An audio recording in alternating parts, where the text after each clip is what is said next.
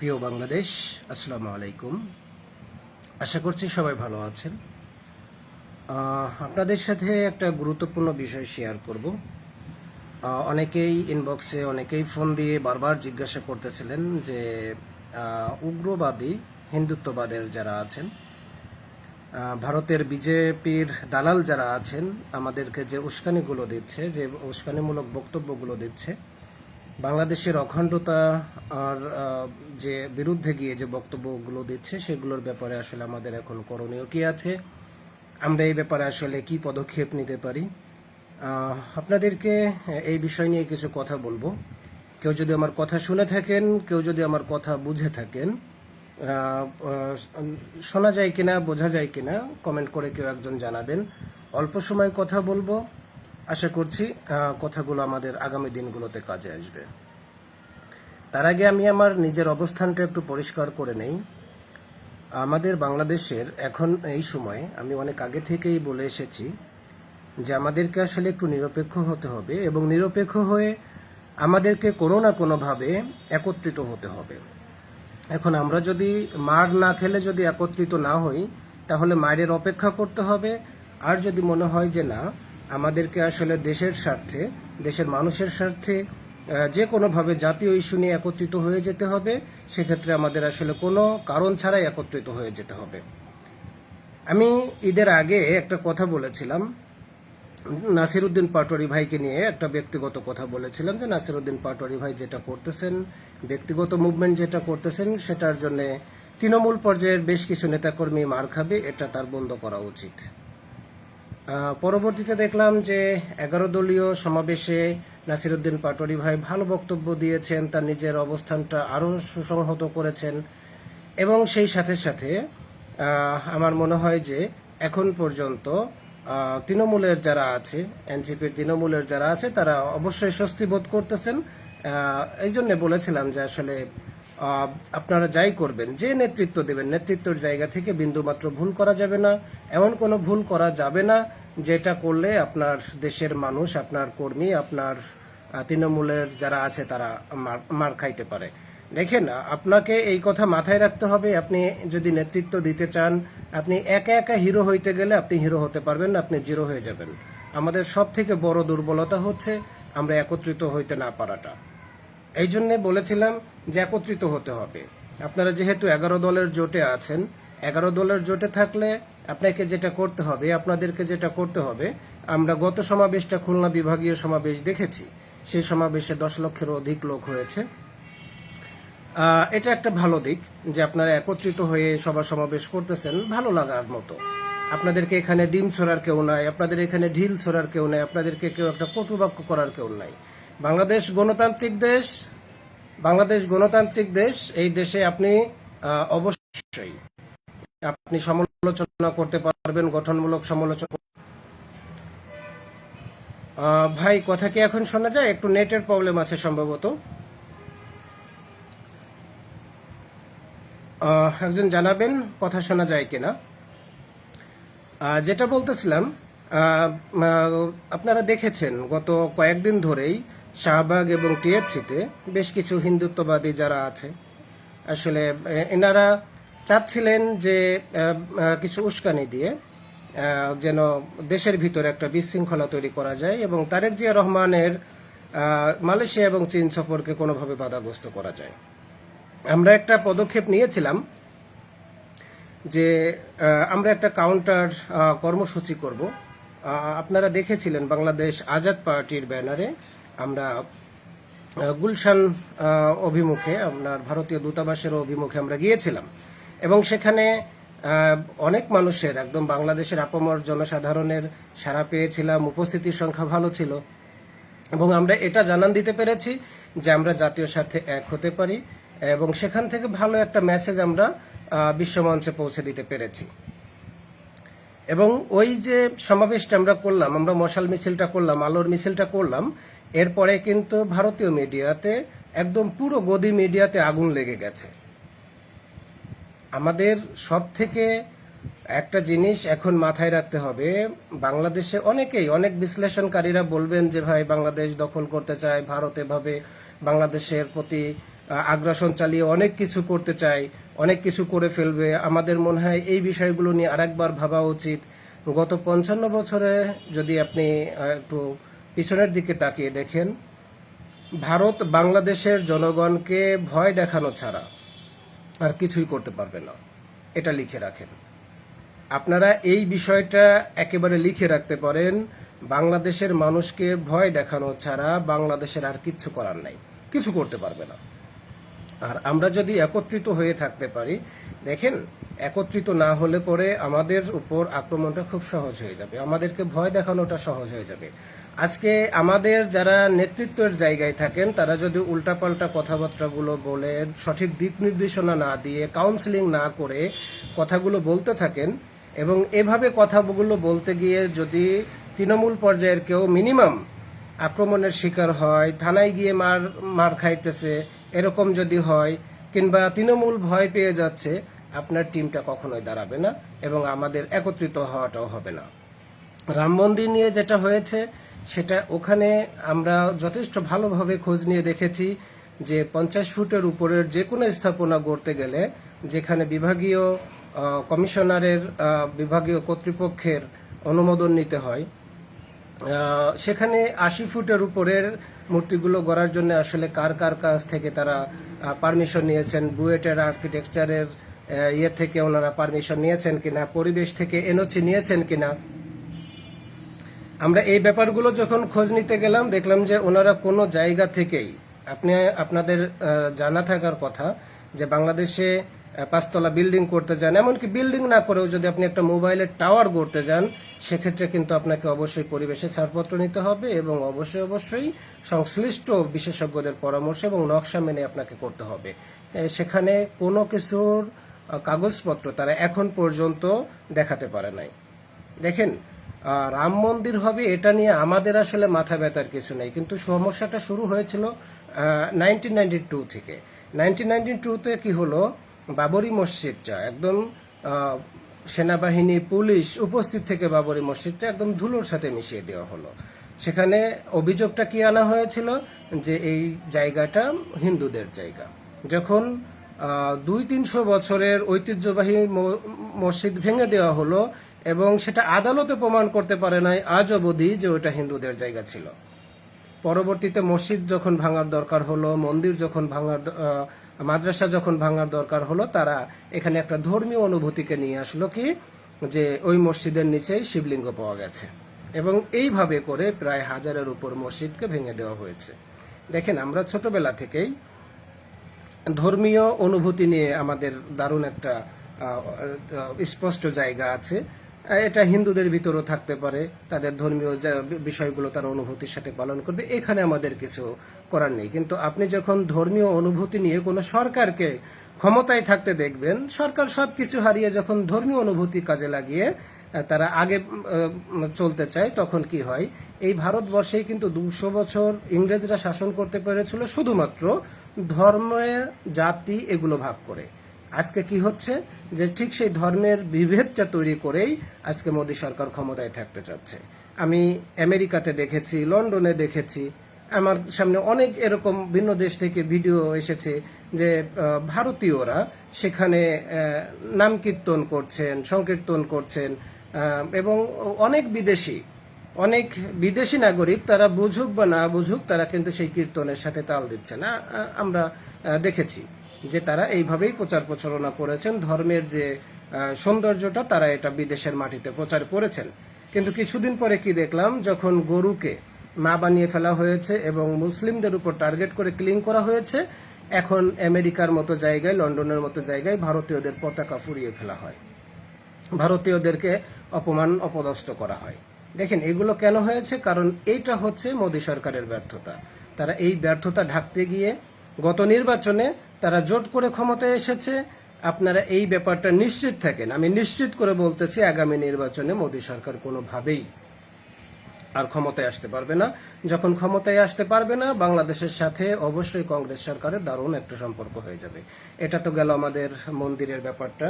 যদি সমাধান জানতে চান, আপনাদেরকে এখন একটু ধৈর্য ধরতে হবে। দেখেন, মানে বক্তব্যগুলো কি যে আপনি গাইবান্ধাটাকে খালি করে দেন, আপনার বাবার সাধ্য আছে নাকি এটা করা সেটা করা, মানে এরকম বক্তব্য সরাসরি উস্কানিমূলক বক্তব্য এবং রাষ্ট্রদ্রোহিতার সামিল যে বক্তব্যগুলো দিয়েছে, আমরা কেন কোনোভাবেই কোনো প্রতিক্রিয়া দেখাতে গেলাম না? কারণ এটা আমাদের দেশের স্বার্থে।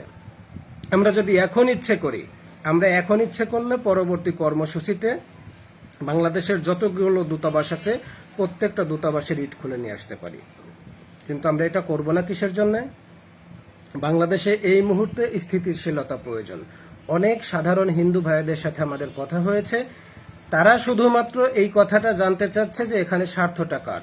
যেখানে 10 ঘর হিন্দু থাকলে 2টা মন্দির আছে, আপনার দুর্গা পূজা করার মন্দির আছে, কালী মন্দির আছে, এরকম আপনি যেদিকেই যাবেন যেখানে হিন্দুদের বসবাস আছে সেখানে 2-4টা করে মন্দির আছে, তারা সারাটা জীবন সেখানে সুন্দরভাবে পূজা পার্বণ পালন করতেছে। এখন সমস্যা হচ্ছে জয় শ্রীরাম স্লোগানটা আমরা দেখেছি গত 1 যুগ ধরে মুসলিমদেরকে মারার কাজে ব্যবহৃত হয়েছে। আমরা আসলে জয় শ্রীরাম বলা, আমরা যখন উগ্রতা ছড়াবো তখন কোনো না কোনোভাবে রাষ্ট্রের ক্ষতি হবে, কোনো না কোনোভাবে সরকারের ক্ষতি হবে, দেশের ক্ষতি হয়ে যাবে। আমরা উগ্রতা ছড়াতে চাই না এবং আমরা উগ্রতা ছড়াতে দিতেও চাই না। ধর্মের নামে কোনো উগ্রতা আমরা ছড়াতে দিতে চাই না। আর দ্বিতীয় ব্যাপারটা হলো সারা বাংলাদেশে খেয়াল করলাম যে সারা বাংলাদেশে যে কলেমার পতাকাগুলো উড়ানো হয়েছে এটা নিয়ে আমার আসলে দ্বিমত নেই। কলেমার পতাকাকে নামানো কিংবা কলেমার পতাকাকে উড়ানোর ব্যাপারে না বলার মতো হিম্মত আমার নাই, কারণ আমি মুসলিম। আমি একেবারেই জন্মগতভাবে মুসলিম, লেখাপড়া করেছি, মাদ্রাসা থেকে লেখাপড়া শেষ করেছি। আমি কখনোই আপনাকে বলবো না আপনি কলেমার পতাকাটা নামিয়ে ফেলেন, কিন্তু খারাপ লাগবে যখন আপনি গ্লোবাল ভূ রাজনৈতিক কিংবা ইন্দো প্যাসিফিকের রাজনীতির ব্যাপারগুলো আপনি যখন না বুঝে আপনি অন্যের ফাঁদে পা দিয়ে দিবেন। দেখেন, কলেমার পতাকাটা উঠালে আপনি সর্বোচ্চ কি করতে পারবেন? ভিন দেশীয় পতাকাগুলো যেখানে উঠতেছে, আর্জেন্টিনা, ব্রাজিল, জার্মানির পতাকা যেগুলো উঠতেছে সেগুলোকে ট্যাকেল দিতে পারবেন। কিন্তু কলেমার পতাকা উড়ানোর থেকে আমার মনে হয় এই মুহূর্তে কলেমার দাওয়াতটা পৌঁছে দেওয়াটা জরুরি। বাংলাদেশে আপনারা বারবার বলতেছেন যে আমরা 90%, 92% মুসলিমের দেশ, কিন্তু আমার তো মনে হচ্ছে যে আপনারা যারা যে কয়জন কলেমা উড়াচ্ছেন তার থেকে বেশি আর্জেন্টিনার পতাকা, ব্রাজিলের পতাকা উঠতেছে। উচিত হবে আপনারা যখন কলেমার পতাকাটা উড়াবেন তখন আপনারা মাদ্রাসার যারা স্টুডেন্ট আছেন, আপনারা বিশ্ববিদ্যালয়ের স্টুডেন্টগুলোকে আপনারা এঙ্গেজ করেন, তাদেরকে বোঝানোর চেষ্টা করেন। তারা আবার কলেজের যারা আছে তারা আবার সাধারণ মানুষকে এঙ্গেজ করতে পারলেই আমার মনে হয় যে এই কলেমার পতাকাটা বিজয়ের বিষয়ে বাংলাদেশের মাটিতে উঠবে। এখন এই কথাটা কেন বললাম?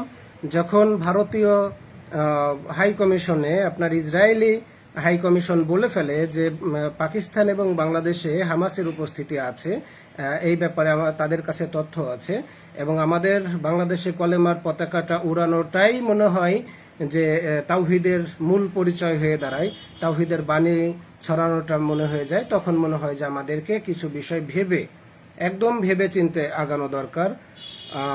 আমাদের আসলে মিডিয়া কম, আমাদের আসলে বৈশ্বিকভাবেই আমাদের মিডিয়া কম। এই মিডিয়ার আসলে একটা সুতো খুঁজতেছে। ভারতীয় মিডিয়াগুলো দেখেন কি নির্লজ্জভাবে অপপ্রচার করতেছে, এবং বাংলাদেশের মাটিতে দাঁড়িয়ে যাকে তাকে মৌলবাদ, জঙ্গিবাদের প্রশিক্ষক, জঙ্গিবাদ এটা সেটা বলে চালিয়ে দিচ্ছে। এজন্য আমাদেরকে মিডিয়া কাভারেজটা নিতে হবে। যখন মিডিয়া কাভারেজটা আমরা করতে যাব কিংবা আমরা নিজেদেরকে বিশ্বের সামনে তুলে ধরতে যাব, তখন অবশ্যই আমাদেরকে তাদের মতো কৌশল করতে হবে যারা কৌশল করে ইসলাম ধর্মটাকে সারা জীবন সারা বিশ্বের সামনে একটা জঙ্গিবাদের ধর্ম হিসেবে দাঁড় করিয়েছে। আমরা যদি একটু কৌশলী হতে পারি, হয়তো 2-4 বছরে হবে না, কিন্তু আমার মনে হয় যে আগামী 5 বছর 10 বছরের ভিতর সারা বিশ্বকে এটা জানান দেওয়া সম্ভব যে ইসলামই প্রকৃত শান্তির ধর্ম। যারা এটা জঙ্গিবাদের ধর্ম হিসেবে প্রচার প্রচারণা করেছে তারা আসলে দখলবাজ, তারা আসলে আধিপত্যবাদের কাজ করে। আপনারা একটা জিনিস দেখেছেন, আমরা ইরানকে যতই বলি যে ইরান আসলে ওই শিয়া ধর্মাবলম্বী, তারা মুসলিম না, তারা কাফের, কিন্তু আপনাকে একটা জিনিস মাথায় রাখতে হবে, ইরান যদি ইসরায়েলের সাথে যুদ্ধে হেরে যেত বাংলাদেশের কপালে খুব দুঃখ ছিল। একটা বৈশ্বিক রাজনীতির হিসাব নিকাশ, এটা নিয়ে আরেকদিন কথা বলবো। আজকে শুধু আমাদের যারা তাওহীদপন্থী আছেন, আমরা যেন একটা কথা বললেই আপনারা যদি এটা মনে হচ্ছে যে না আপনার পক্ষে যাচ্ছে না, সাথে সাথে যেন সেকুলার, আপনি বাম কিংবা আপনি নাস্তিক হয়ে গেছেন, এই কথাগুলো যেন চলে না আসে। আমাদের জাতীয় স্বার্থে, আমাদের এই মুহূর্তে জাতীয় স্বার্থটাকে খুব বড় করে দেখা দরকার। আমি একটু দাড়ি ছোট রাখি, অমুক একটু দাড়ি রাখেই না, অমুক টুপি পরে না, এই মাসলা মাসাইল থেকে বের হয়ে এসে আমাদের জুলাই সনদ, শহীদ শরীফ ওসমান হাদি এর যারা হত্যাকারী আছে তাদেরকে দেশে ফিরিয়ে এনে বিচারের মুখোমুখি দাঁড় করানো, এ পর্যন্ত ভারত আমাদেরকে যে পরিমাণ শোষণ করেছে, বর্ডার কিলিং করেছে, তার বিচারের আওতায় আনা, সমুদ্র সীমাটার পুনর্নির্ধারণ করা, অনেক বিষয়গুলো সামনে রয়ে গেছে। যে বিষয়গুলো এখন এই যে পুশিন হচ্ছে, এই বিষয়গুলো নিয়ে আসলে আমাদের আপামর জনসাধারণের সবাইকে একসাথে একই কাতারে দাঁড়াতে হবে। আমার মনে হয় যে এই মুহূর্তে যে কাজটা করতে হবে, আমরা গত প্রোগ্রামটা করেছিলাম, 1 থেকে 1,500 লোক হয়েছিল আমাদের, ভারতীয় দূতাবাসের অভিমুখে যাচ্ছিলাম যেটা, ওইটা আমরা আগামী দিনে যে প্রোগ্রামটা দিব, কেউ যদি 100 জন দেশের বিপক্ষে দাঁড়িয়ে স্লোগান দিতে থাকে, কেউ যদি দেশের বিপক্ষে দাঁড়িয়ে ভারতের দালালি করতে থাকে, 100 জন যদি করে, আমরা তাদের বিরুদ্ধে অবশ্যই 1 লক্ষ লোক নিয়ে দাঁড়িয়ে যাব। তারা যদি কখনো 1000 লোককে এক জায়গায় করতে পারে, অবশ্যই আমরা সারা বাংলাদেশ থেকে 1 কোটি মানুষকে এক জায়গায় করে তাদের বিরুদ্ধে দাঁড়িয়ে যাব। কারণ এই দেশটা আমার, এই দেশটা আমাদের, এই দেশটা হিন্দু, বৌদ্ধ, মুসলিম, খ্রিস্টান, সাদা কালো যারা আছে সবার দেশ। আমরা কোনোভাবেই উস্কানিগুলোতে পা দিব না। আমরা কোনোভাবেই যে সুতা খুঁজতেছে এখন ইসরায়েল, আমেরিকা, ভারত যে সুতাটা খুঁজতেছে, এই সুতা তাদেরকে খোঁজার সুযোগ দেওয়া যাবে না। আমাদের যদি একটু ধৈর্য ধরতে হয়, আমাদের যদি বিজয়ের অপেক্ষা করতে হয়, আমাদের যদি সামনের দিনগুলোতে আরো বেশি মানুষকে আপনার শরিয়ার বুঝাতে হয়, সেটা কি করতে হবে? আমাদের নিজেদের ভিতর শরিয়াটা আগে প্রতিষ্ঠা করতে হবে। দেখেন, ভারত কিন্তু গত 1 যুগ ধরে বলে আসতেছে যে আমরা রাম রাজত্ব চাই, আমরা হিন্দু রাষ্ট্র প্রতিষ্ঠা করতে চাই, আমরা অখণ্ড ভারত চাই। আপনি এই ব্যাপারটা নিশ্চিত থাকেন, ভারত যদি রাম রাজত্ব করতে চায় তাহলে তাদের দেশের একটা জেলাই করে দেখাক না, কোনোদিনও পারবে না।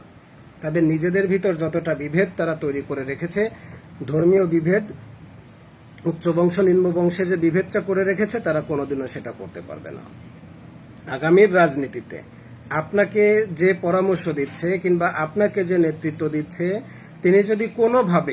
তিনি যদি কোনোভাবেই মনে হয় যে উনি দেশের বিপক্ষে বলতেছে কিংবা ওনার সুরটা কোনোভাবে আধিপত্যবাদ যারা কায়েম করতে চায়, ভারতের দালাল, পরিষ্কার কথায় ভারতের দালালের সুরের সাথে মিলে যায়, তাকে আপাতত নেতৃত্বের জায়গা থেকে আপনার মন থেকে আপনি দূরে সরিয়ে রাখেন। দেখেন, আমি কিছুদিন বলেছিলাম, একটা ভিডিওতে বলেছিলাম যে আমাদের এই মুহূর্তে বিএনপিকে সরকারে রাখাটা খুব বেশি জরুরি।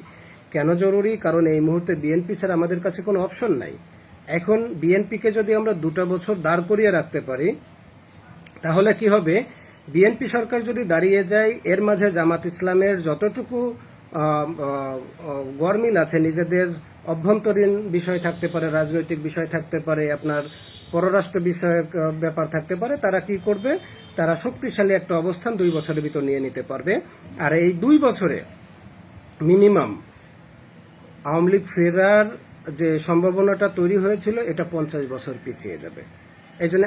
এই জন্য এই কথাটা বলেছি, মানে আমি আসলে বিএনপির দালাল হয়ে যায় নাই, আমি আসলে ওই জামাতের গুপ্ত হয়ে যায় নাই, কিংবা আমি কারো কাছ থেকে টাকা নেই নাই। আমাদের এই মুহূর্তে দেশের সার্বিক পরিস্থিতি বিবেচনা করে যেটা করতে হবে, বিএনপির ভিতর থেকে কে কে আসলে দুর্নীতির সাথে জড়িয়ে গেছে, কে কে স্বেচ্ছাচারিতার সাথে জড়িয়ে গেছে, চাঁদাবাজির সাথে জড়িয়ে গেছে, তাদেরকে ফাইন্ড আউট করে আমাদেরকে যথাযথ কর্তৃপক্ষ, এমনকি আমরা প্রধানমন্ত্রী বরাবর চলে যাব যে হ্যাঁ আপনার এই লোক, এই যে মীর শাহে আলমের ব্যাপারে প্রধানমন্ত্রী ব্যবস্থা নিয়েছেন না। এখন স্বরাষ্ট্রমন্ত্রী মহোদয় যে কাজটা করতেছেন, ওনার তো আসলে বক্তব্য মাঝে মাঝেই এদিক সেদিক হয়ে যায়। মানে নির্বাচনের আগে একরকম বক্তব্য ছিল, জুলাই সনদ নিয়ে উনি বলেছেন, এবং নির্বাচনের পরে সেটাকে জুলাই সনদকে অপ্রয়োজনীয় বলেছেন। এখন হয়তো উনি আওয়ামী লীগকে নিষিদ্ধ দল বলতেছেন, কিছুদিন পরে উনি হয়তো অন্য বয়ান দিবেন। উনি ওনার বয়ানে আসলে স্টেবল না।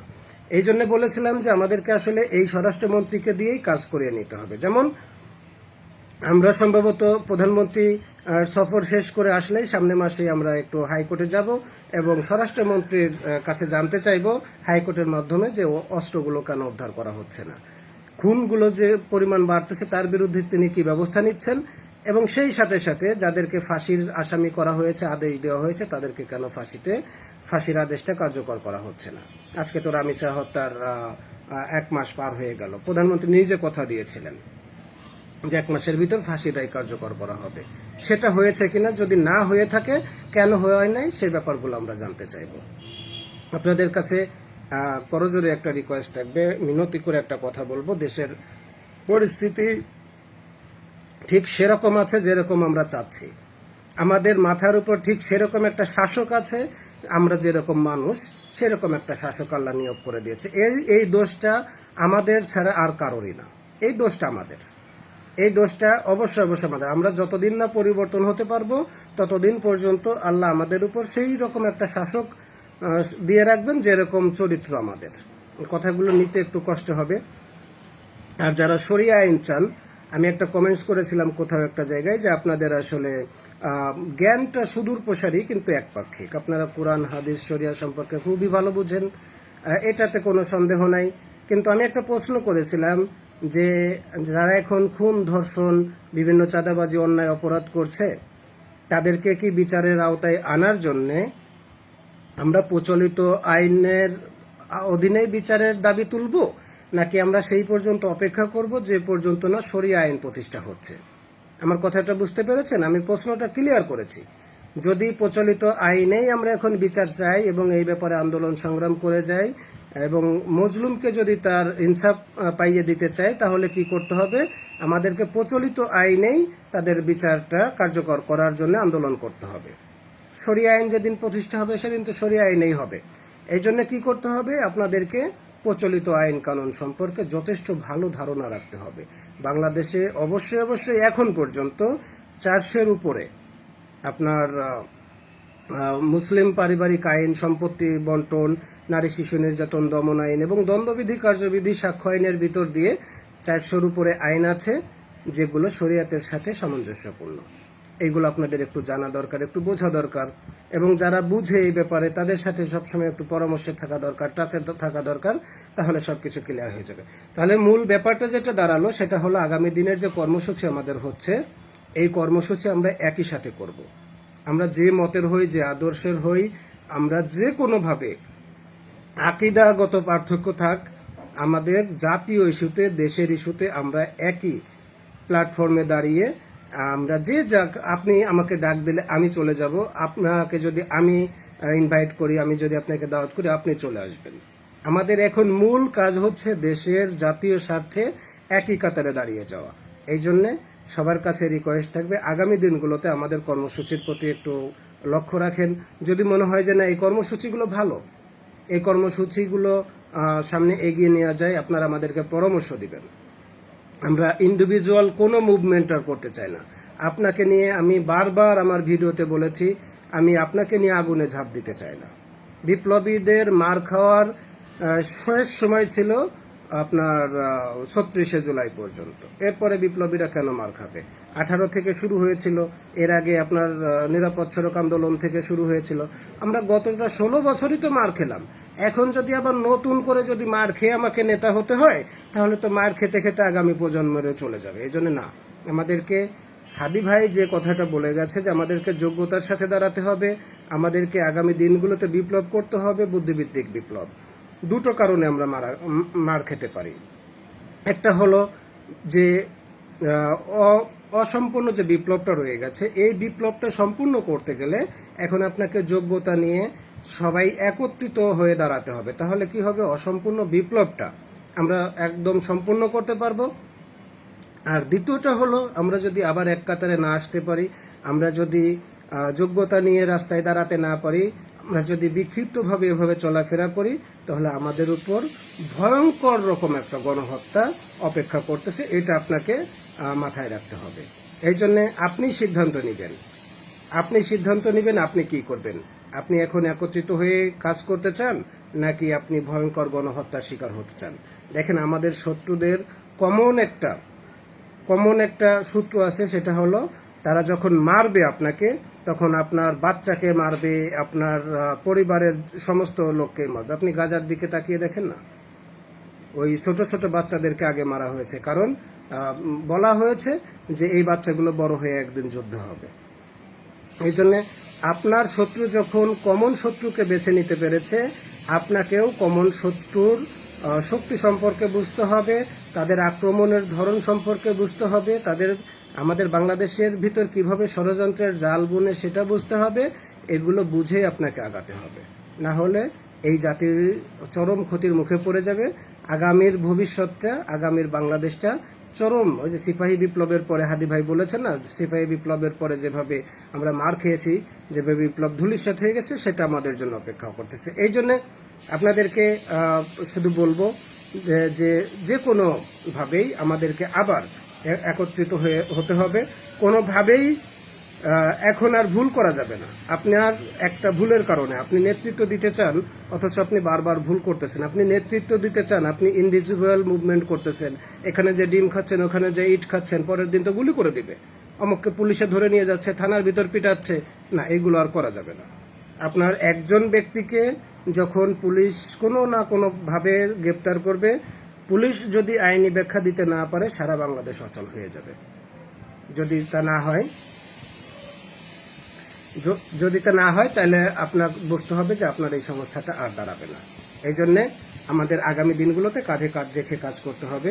আগামী দিনগুলোতে অবশ্যই ভালোভাবে আমাদের সামনে বুদ্ধিভিত্তিকভাবে এগিয়ে যেতে হবে। এমডি মমিনুল ভাইয়ের বাসায় মনে হয় গরুর মাংস রান্না হচ্ছে। জি ভাই, আপনাকে দাওয়াত থাকলো। ইনশাল্লাহ আপনাকে দাওয়াত করব, আমরা একসাথে বসে খাবো ইনশাল্লাহ। আজকের মতো রাখতে হচ্ছে। ইনকিলাব জিন্দাবাদ।